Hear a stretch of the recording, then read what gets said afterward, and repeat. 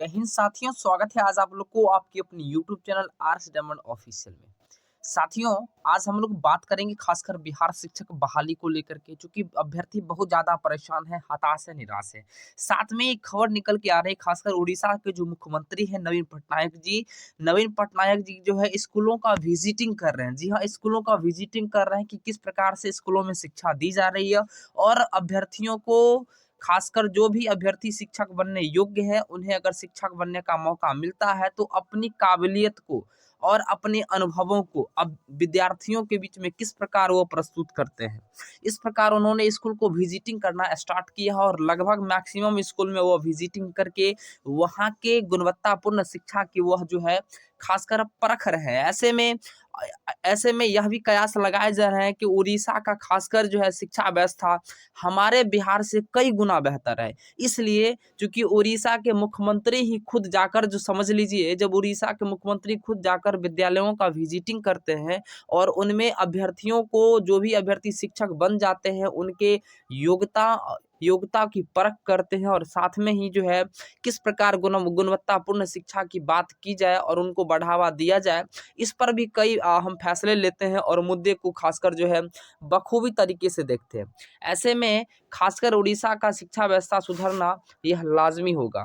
हम लोग बात करेंगे बिहार की स्थिति को लेकर के, क्योंकि बिहार की स्थिति यह किसी से छुपा हुआ नहीं है। आप देश के किसी भी कोने में चले जाइए और बिहार की शिक्षा व्यवस्था वहाँ पे अगर चर्चा हो जाती है, बिहार की अगर शिक्षा व्यवस्था की बात अगर की जाए, तो आप स्पष्टता के साथ उसकी समझ आपको दूसरे राज्यों के व्यक्ति भी आपको समझा सकता है। आज हम लोग बात करेंगे नीतीश कुमार, जो बिहार के वर्तमान मुख्यमंत्री हैं, माननीय मुख्यमंत्री हैं, उनके द्वारा किस प्रकार के बिहार के शिक्षा व्यवस्था में सुधार लाया जा रहा है या किस प्रकार की वो अनदेखी कर रहे हैं, सभी बिंदुओं पर हम लोग बात करेंगे और बिहार शिक्षक बहाली से जुड़े सभी बिंदुओं पर भी बात करेंगे।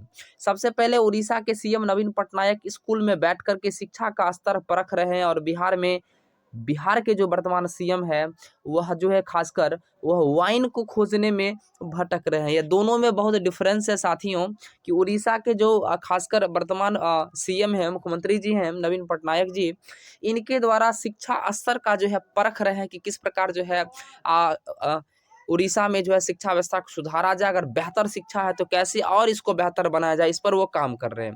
और हमारे बिहार के माननीय मुख्यमंत्री जी, सीएम जो है माननीय नीतीश कुमार, यह जो है दारू की खोज में भटक रहे हैं। इस प्रकार का न्यूज़ सामने निकल के आ रहा।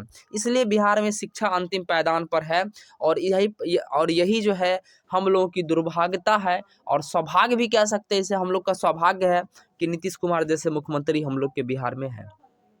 जो शिक्षा जब तक भी खासकर विद्यालय में शिक्षक ही भर्ती नहीं हो पाएगी, शिक्षक विद्यालय में नहीं जाएंगे, तब क्या संभव है कि जो है विद्यालय के शिक्षा व्यवस्था को सुधार किया जाए। मैं आपको जानकारी देना चाहूँगा, आप लोग को शायद ज्ञात भी होगा कि मैक्सिमम ऐसे विद्यालय जहाँ पे 1 या 2 शिक्षक के सहारे जो है पूरा विद्यालय चल रहा है। आप सोच लीजिए कि कौन बात करता है। यूनिसेफ का जो खासकर जो रिपोर्ट भी आई थी शिक्षा व्यवस्था को लेकर के, ऐसे में बिहार जो है सबसे निचले पावदान पर है। भारत में शिक्षा व्यवस्था के नाम पर, शिक्षा जगत के नाम पर जो है सबसे निचले पावदान पर बिहार है।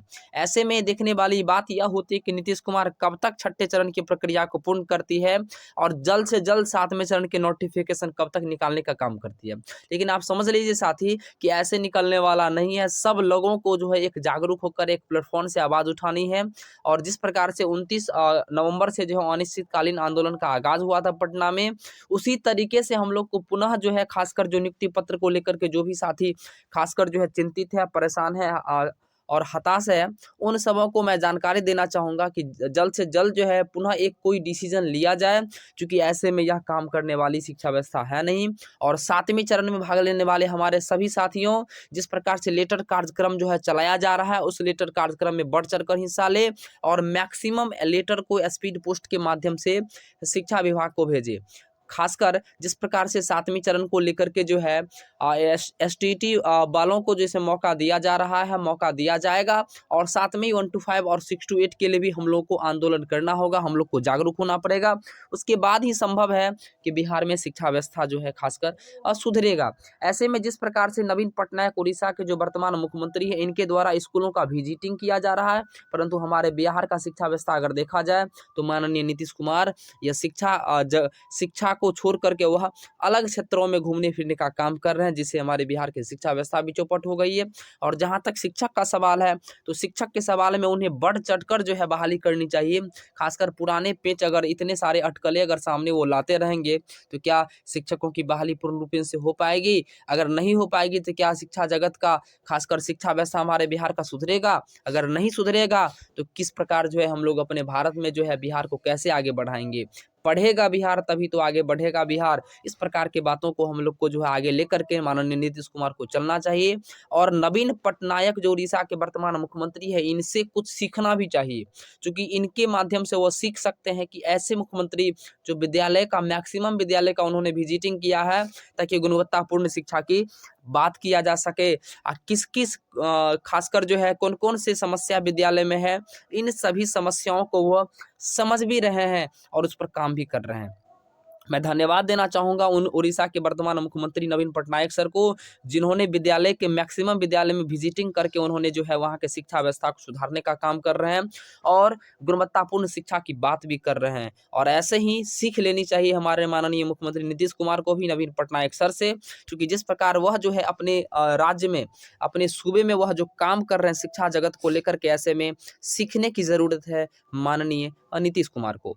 जैसे ही खासकर जो है छठे चरण की तीसरे राउंड का शेड्यूल जारी होता है, अंदेशा यह भी लगाई जा रही है कि खासकर इस सप्ताह में आपको तीसरे राउंड का शेड्यूल जारी हो जाएगा। ऐसे में बहुत सारे ऐसे भी साथी हैं जो तीसरे राउंड शेड्यूल को लेकर बहुत ज़्यादा परेशान थे, हताश थे, निराश थे, चूँकि जिस प्रकार से तीसरे राउंड का शेड्यूल जारी कर दिया गया था, उसमें डेट चेंजिंग खासकर उसको जो है स्थगित कर दिया गया। ऐसे में जनवरी में नियुक्ति पत्र मिलने की भी आस लगाई जा रही है।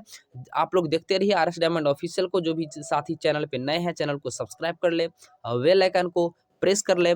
आपके साथ मैं केएम यादव समय समय पर महत्वपूर्ण जानकारियां लाते रहूंगा। तब तक के लिए धन्यवाद। जय हिंद, जय भारत।